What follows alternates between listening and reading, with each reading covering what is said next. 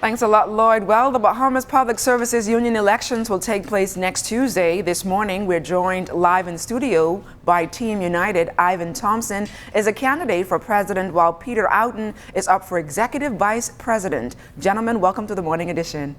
Good morning, LaDonna. Good morning, Bahamas. Good morning.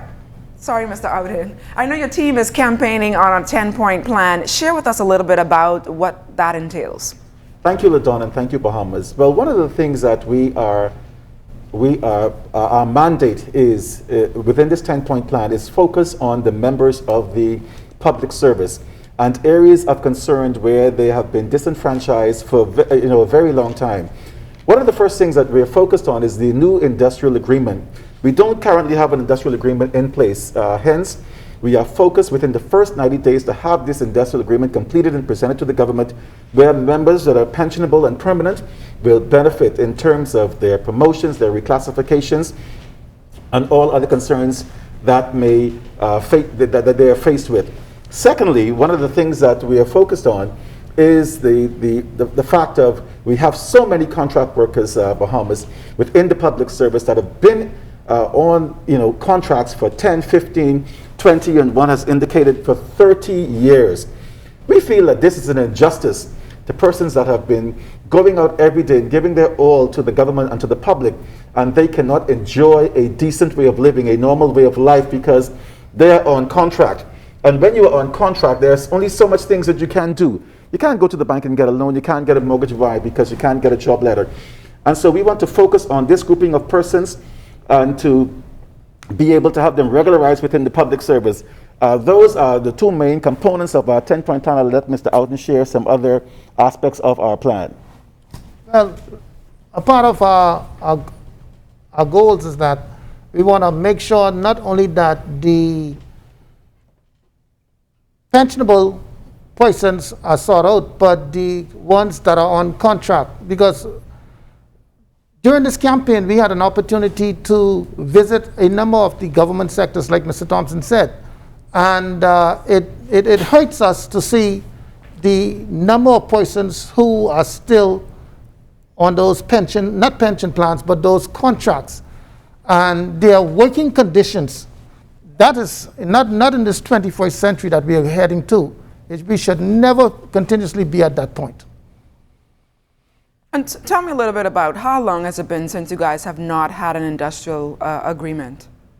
I think the last industrial agreement was presented by Mr. John Pinn, and it has since expired.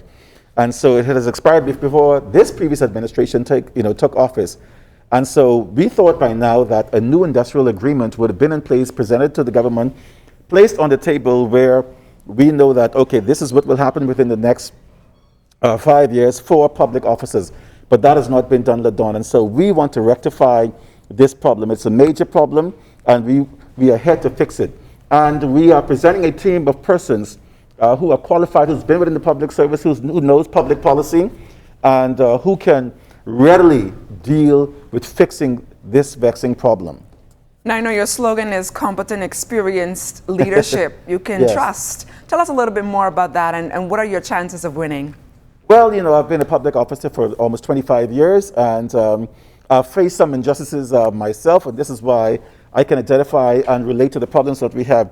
Mr. Outen has been a firefighter with the Bahamas government for about 30 years, and we have Ms. Elizabeth Williams.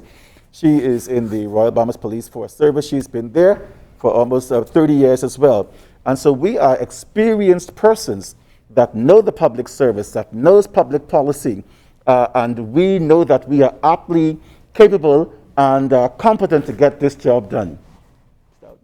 Well, not only are we competent, we have the membership interest at heart. Not to say we want to go there just to be elected. No, we go there to work. And we're not just saying that just to say that. We're saying that because I've been there, I know the plight of the membership, in particular the civil servant population as well. And what we want to do, we want to get this to a point where we want to marry everyone together. And so when the government hear that the union now is coming to them, they wouldn't meet us to the table, they would beat us to the table. One of the things that I want to share too is our Family Island membership. We want to be able to get them more involved because we have members on the family islands that are hurting and they are facing some injustices as well. We have Grand Bahama, we have Abaco, we have Exuma, we have Andres, we have San Salvador, we have Eleuthera. We want to be able to, and a part of our mandate is to have greater involvement and even greater representation on the executive level by our family island membership because we care about them, we're concerned about them, and we are going to fight for them just as hard as we fight for anyone else here in Nassau or Grand Bahama. Tell me a little bit more about what has the response been like and how many workers are expected to vote and where next week, Tuesday? Oh, LaDawn, we've been getting overwhelming response. I think persons are happy to see a new breed of leadership coming forward to represent the union, and we are being well received. And so this team has been received with open arms, and we have been assured of not just the support, but the votes, because anyone can support you, but the votes is what makes the difference. And we are encouraging all persons that on Tuesday, come Tuesday, please go out and vote. We have about almost 5,000 persons that will go out and vote. The voting stations are throughout the family of islands and here in New Providence at the National Stadium, also at the B.P.S.U building on East Street South, at the Port Department downtown, at Elizabeth Estate Post Office. These are all sites that you can go out and cast your vote. It will be in a safe environment, and we will be practicing the safety protocols to ensure that all persons are safe. And so we are encouraging you on Tuesday to go out and to look for the lighthouse. That's the sign, that's the logo of Team United, the lighthouse, to mark your X, and we guarantee you that positive, competent change will come to the union.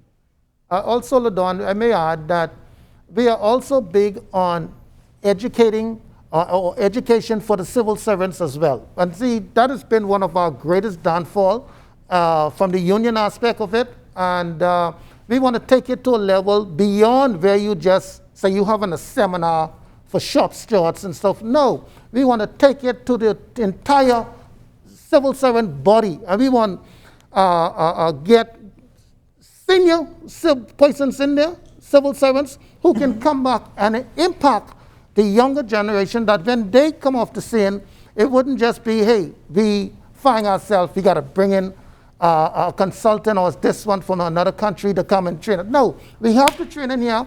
We are civil servants, and we want to take this country, in particular with our civil servants, to a different level. Mr. Thompson, Mr. Outen, thank you guys so much for joining us here on the Morning Edition, and best of luck to you guys next week, Tuesday.